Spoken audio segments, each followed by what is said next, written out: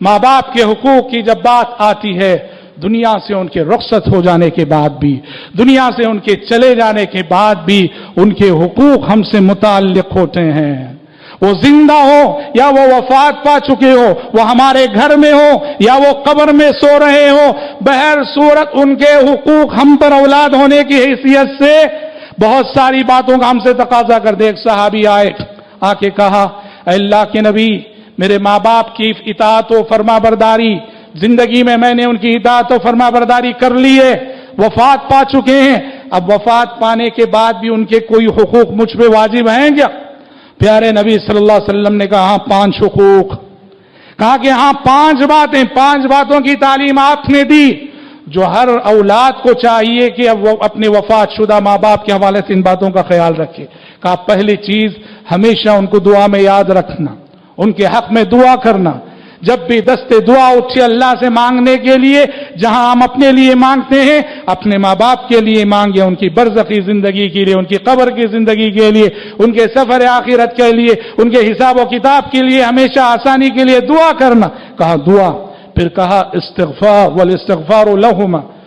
استغفار دعا میں آ گیا، لیکن خاص طور پر جس دعا کی ضرورت ہوتی ہے وہ دعائے مغفرت ہے، اور دعائے مغفرت کوئی بھی کرے وہ فائدہ پہنچائے گی، لیکن سب سے زیادہ جن کی دعائے مغفرت فائدہ پہنچاتی ہے وہ ہے اولاد. اولاد جس خلوص سے مغفرت کی دعا کرے گی، اولاد جس طرح سے تڑپ کر دعا کرے گی، اولاد جس درد سے دعا کرے گی دوسرے اس درد سے نہیں کرتے. اس لیے ماں باپ کو قبر کی برزخ کی زندگی میں سب سے زیادہ اولاد کا استغفار جو ہے فائدہ پہنچاتا ہے. کہا الاستغفار لہما.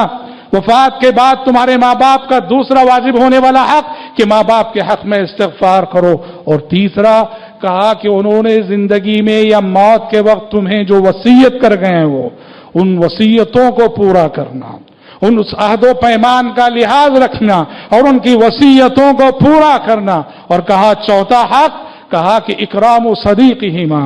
تمہارے والدین، تمہارے ماں باپ کے جو دوست و احباب ہیں، والدین کے وفات کے بعد اپنے والدین کے دوست و احباب کے ساتھ حسن سلوک کرنا، ان کی عزت کرنا، ان کو ہدیہ دینا.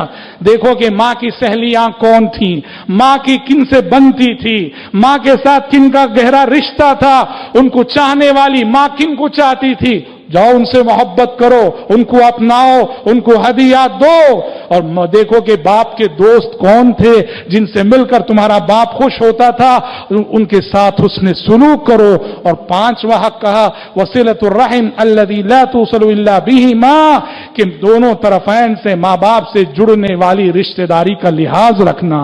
ماں سے جڑنے والے رشتہ دار ننیال اور باپ سے جو رشتہ داری ددیال، ننیالی اور ددیالی رشتوں کا زندگی میں ہمیشہ لحاظ رکھنا.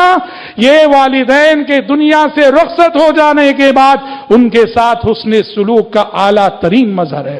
حضرات سچ کہیں، کامیابی دنیا کی ہو کہ آخرت کی، کامیابی کا مختصر سے مختصر راستہ اگر چاہتے ہو تو یہ ماں باپ کی اطاعت و فرما برداری.